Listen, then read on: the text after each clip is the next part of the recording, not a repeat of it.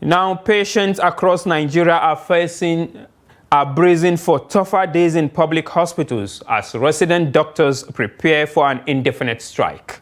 The action follows what doctors describe as the federal government's repeated failure to honor agreements reached on their welfare, despite months of talks and written commitment. Habibat Ajayi has more. Resident doctors across 91 tertiary health institutions have withdrawn their services indefinitely, effective from 12 midnight Monday, January 12th. The decision affects teaching hospitals and federal medical centers nationwide, facilities that serve millions of Nigerians who depend on public health care. The doctors say the strike is unavoidable. They accuse the federal government of failing to implement a memorandum of understanding signed to address issues ranging from allowances to working conditions. Government officials insist they are acting in good faith, pointing to a 90 billion naira annual increase in health workers' allowances as proof of commitment to stability in the sector.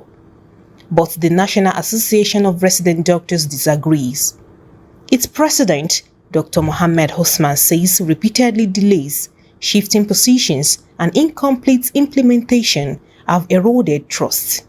When they were capturing these areas that were not paid until end of last year, they didn't capture it in the budget as a personnel expenditure. They said they captured it in service-wide vote. Eventually, that money was nowhere to be found. And then they had to run back to the president to remobilize money to be paid. So they want to put this same professional allowances table that they corrected.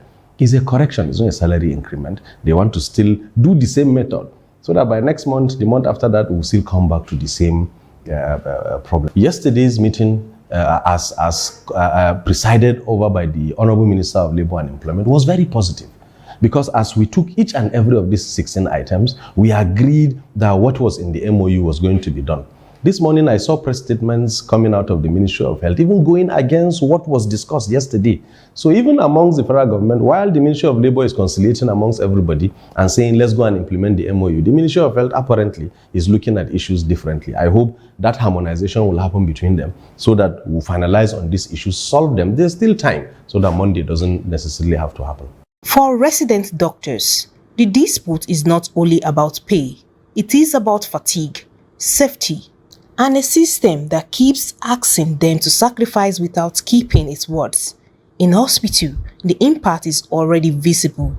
Patients face longer waiting times, postponed surgeries, and limited access to emergency care, especially in overstretched public facilities. Over 10,000 doctors have left Nigeria. Our numbers as resident doctors has dropped from 25,000 in 2014 across all of the federation to now less than 11,000. So the work is enormous. Already patients are suffering because of lack of numbers, and it is important for federal government to sort out this issue so that this suffering will be mitigated. It will increase death rates actually because there won't be proper support in the medical line actually because the doctors are like the head of the medical line. So we need them as the backbone that they are in the hospital and in medical field actually. And government have to pay them. And if government pay them, they call, but because we are very suffer if they go strike, that's why. Health analysts warn that nationwide strike poses a deeper problem.